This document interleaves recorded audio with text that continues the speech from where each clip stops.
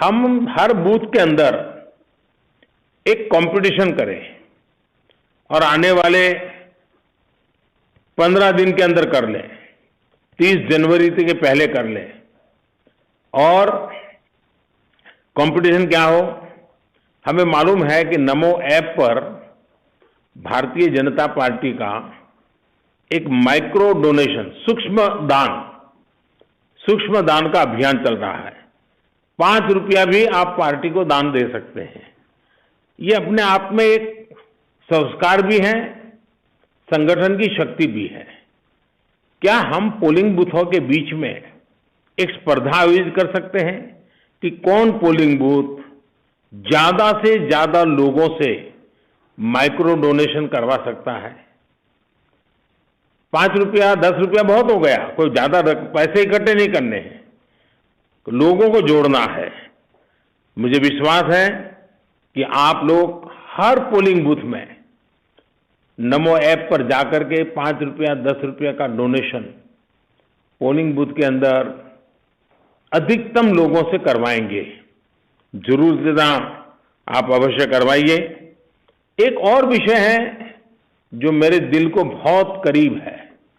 नमो app में एक कमल पुष्प की व्यवस्था है।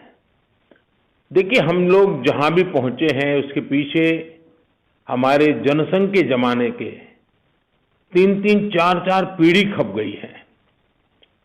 राजनीति में कुछ प्राप्त नहीं किया, फिर भी वो लगे रहे, देश के लिए लगे रहे।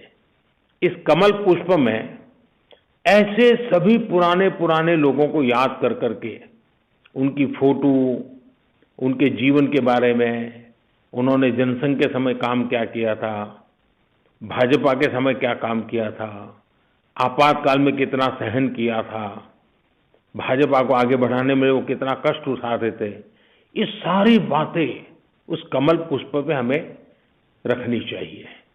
मैं चाहूंगा कि हमारे काशी क्षेत्र का, जनसंघ के जमाने का भी एक भी व्यक्ति ऐसा न हो जिस तक हमारी बात पहुंची न हो, हमारा उसके साथ हुआ न हो। वैसा ही आप सभी साथियों से मुझे बात करने का अवसर तो मिला ही है, इसलिए मन करता है कुछ न कुछ कहता ही रहूं। देखिए, बनारस में आजादी के अमृत महोत्सव के जो कार्यक्रम है, आजादी के अमृत महोत्सव को हमने बहुत बढ़ चढ़ करके मनाना चाहिए। सामान्य से सामान्य नागरिक को जोड़ना चाहिए, क्योंकि देश के प्रति स्वाभिमान, आजादी के लिए जिन्होंने बलिदान दिया, उनके प्रति आदर का भाव व्यक्त करने का एक मौका होता है। साथियों, हम राजनीति में हैं। चुनाव राजनीतिक दल की कसौटी होता है, राजनीतिक कार्यकर्ता के विकास के लिए एक प्रकार का ये ट्रेनिंग कैंप जैसा भी होता है। चुनाव अपने आप में एक ट्रेनिंग कैंप होता है। अनेक नए लोगों को घड़ने का एक अवसर मिलता है।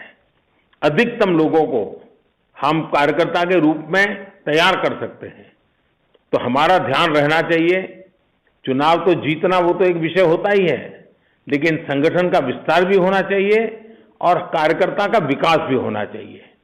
ये चुनाव हो, कुछ भी हो, लेकिन ये 2 मंत्र हमेशा हमें याद रखने चाहिए। देखिए, चुनाव का समय है, हमें लोगों को उनके एक एक वोट की ताकत भी समझानी है।